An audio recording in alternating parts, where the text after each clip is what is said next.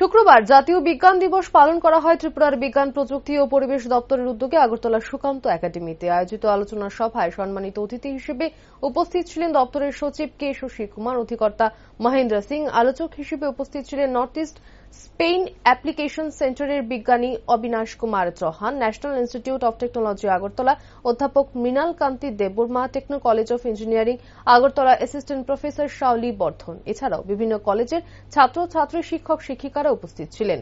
অনুষ্ঠানে আলোচনা করতে গিয়ে বিজ্ঞান দপ্তরের মন্ত্রী অনিমেষ দেববর্মা বলেন, বিজ্ঞানকে সকলের কাছে পৌঁছে দেওয়ার লক্ষ্য দপ্তরে প্রতিনিয়ত প্রয়াস চালিয়ে যাচ্ছে। বিশেষ করে গ্রাম স্তরে বিজ্ঞানকে আরো বেশি করে জনপ্রিয় করে তুলতে হবে, যাতে কুসংস্কার মুক্ত করা যায়।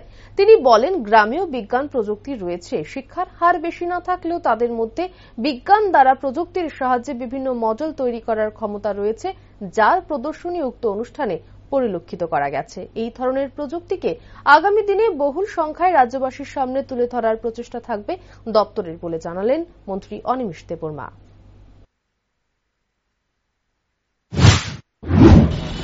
বিজ্ঞান দিবসে আমাদের একটাই বার্তা যে গ্রামেও বিজ্ঞান আছে, এটা বোঝা যায়।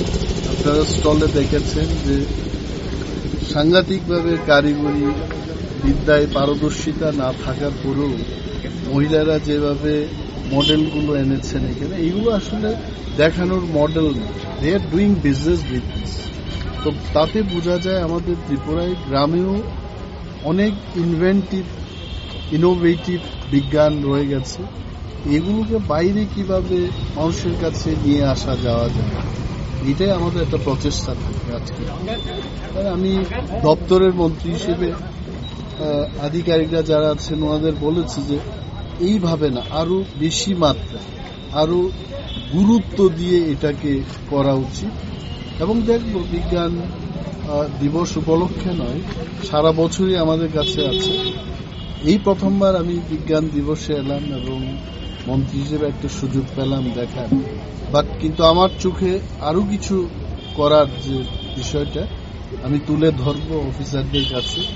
আই এম শিওর ভবিষ্যতে আরো বিজ্ঞানটা মানুষের কাছে যাবে এবং বিজ্ঞান দিয়ে আমরা কি কি করতে পারি, এটা ত্রিপুরায় আরো উন্নত।